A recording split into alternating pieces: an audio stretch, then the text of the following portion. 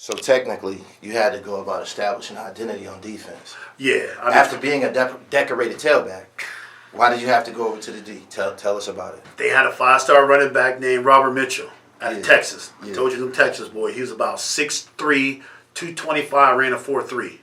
Like, everything was a touchdown. Yeah. Everything was a touchdown with him.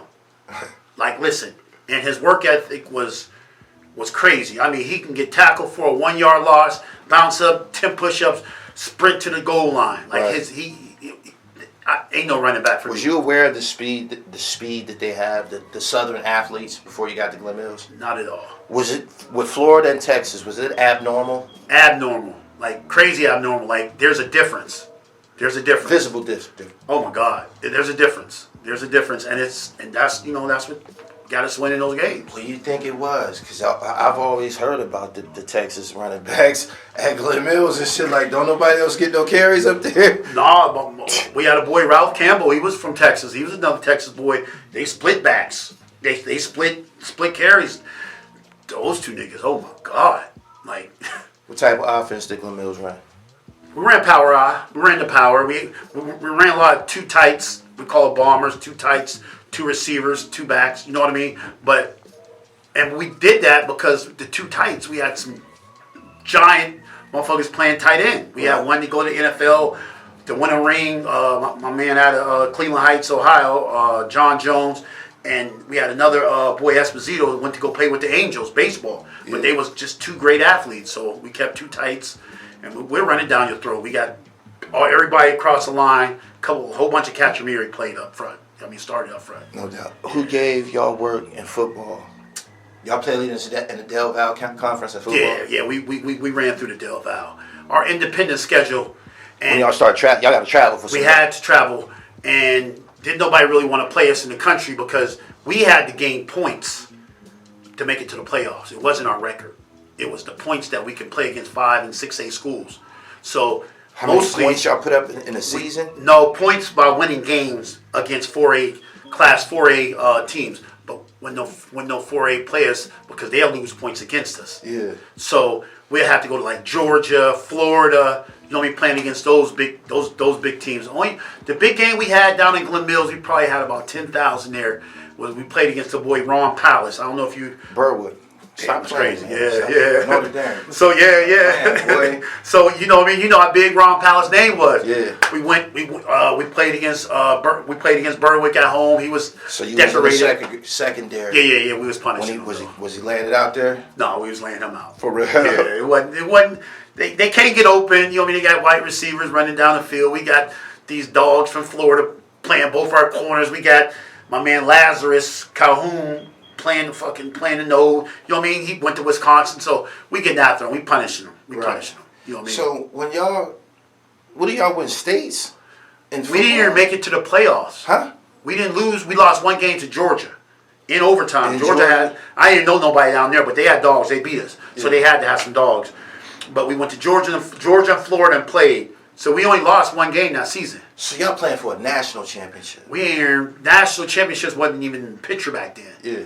We're just playing a 10 or 11 game season, whatever we can play, because we know we ain't gonna make it to the playoff because enough Pennsylvania schools won't play us. We got to get about 4 or 5. So y'all was just putting on show. Basically, Glen Mills football team was a showcase. I'm gonna tell you, it was a big showcase, and this is how everybody on the Glen Mills staff played. It was an ex-NFL player. Yeah. You know what I mean? We had running backs that played in the NFL. We had just about anybody. So how we used to sell ourselves was, and I sort of learned politics, they'll say Glen Mills is scheduled, and we'll pay you to come to your field. Yeah. You know what I mean? And we'll tell them, like, listen, we're going to bring about 16 to 20 Division I scouts for your star players to be seen. Get looked at, yeah. You know what I mean? Let us come play y'all. Yeah. Sound like a nice trade. It would have been, but they'll rather, and this is the politics, they'll rather not take an L and let their kids get into the playoffs than send their kids to college. Because wherever we went, it was about 20 Division I offers on the table at any time. So they was basically chasing short-term goals. Short-term goals. Yep. Damn. So that's how we sold it. And We can sell it to anybody outside the country, outside of Pennsylvania, because they don't care. Yeah. But Pennsylvania wasn't going for it. So what was the gratification of playing a 12-game season and we just went undefeated again and that's just it? It's cool with me because it's a long-term goal, and that's how our coaches fed it to us. But up there, like, after y'all just, this was like regular shit going on. Yeah, we going undefeated, and don't get no reward. And if your mind's right, you got to know that when you leave out of the Mills, some of us are going back to school and some of us aren't. Right. So you got to do something up there. Right. You might as well be positive, or you might as well work on your resume. So when you do go back home, you got these 15 Division I schools looking at you. Right. You know what I mean? So I brought that from Glen Mills, all my Division I offers as a sophomore, to Central High. So I had all that following behind me. Right. College, you ended up in a Division II situation. I know about your travels. You went to a lot of schools. Definitely. You was like the Steve Francis of fucking football and shit. Went to a bunch. JUCO, you know what I mean? A couple of D2s and shit.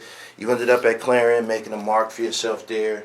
Tell me about your relationship with being recruited after Clarion, the NFL, and professional football. I was down at Clarion. Our coaches actually have agents. So our agent was a guy from the middle of Pennsylvania, out of Penn State area. So my agent was a guy out of Penn State, and he had a lot of Penn State, players. So that's where I started at. So Glen Mills or Clarion, I turned it out. I basically turned that whole thing up. Me going Division II, being a big athlete there. So I had supposed to be at Penn State. I signed to first I originally signed to Michigan State, and then I decommitted Michigan State and signed to Pitt, Johnny Majors, and then fucked up and ended up at the JC, and I just wanted to quit after playing as All-American at JC. Right. I came back home and didn't even do nothing for a year. And my friends was at Clarion. I said, I'll go up there and fuck around. Long story short, fucked around, didn't want to play. Went up there. One of my best friends, Marcus Goodwine, was going to Clarion. Kid Nixon was going to Clarion, so I said, fuck it, let me go to a party. Went to a party. Kid Nixon tricked me into going to the coach's office. Coach's office, like, yo, what are you doing here? I'm like, I'm Roosevelt. He's like, yo, hold on.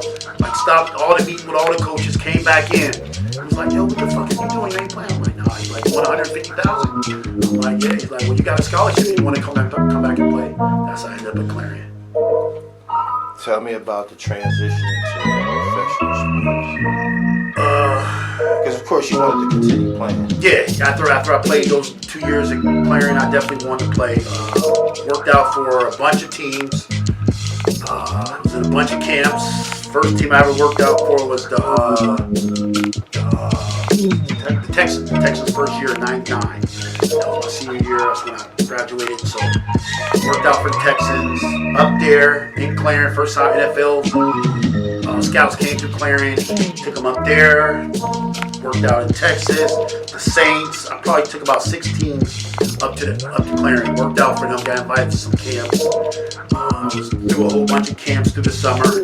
Ended up going to Canada, played a couple years up there in Saskatchewan, went over to Toronto and played, then I played arena, you know what I mean? Changed my position, my body changed, that was my career.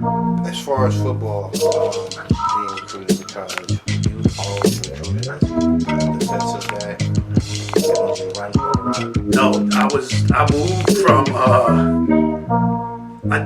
I didn't want to play offense, I ain't gonna lie. Like, because once I got to college, I had a different mindset. Like, if you got 11 niggas trying to hit you, like, you didn't want to take them. You didn't want to get whacked. No, I didn't. And it's easy to say because I learned that in college because the kick before I was returning kicks, I was 225, ran a 4.4. So I was a different athlete back then in 90 something, 98, 99. Returning shit, 6 months, didn't nobody want to tackle me. But I fear caught the ball. Little young boy came in, all special teams, told me whole helmet flew off. He didn't care. His objective was to hurt me. So I said, okay, let me change my whole. I'm playing strong safety, free safety at 6'2". I'm just hitting everything. I don't want. I changed. I don't want to play offense nor. I was playing both ways in college. I was one of the first players to play both ways. I played wide receiver and defensive back. return kicks, return punts, but I changed that whole thing up because I had a different mentality once I figured out I want to go to the NFL. You know what I mean? So it was all defense. I know you got a schedule. This is very, very informative. We got to go into another conversation. I told you privately about that AAU situation and all Keystone. I appreciate you. Oh, yeah. This is super dope. They gonna love this. My man.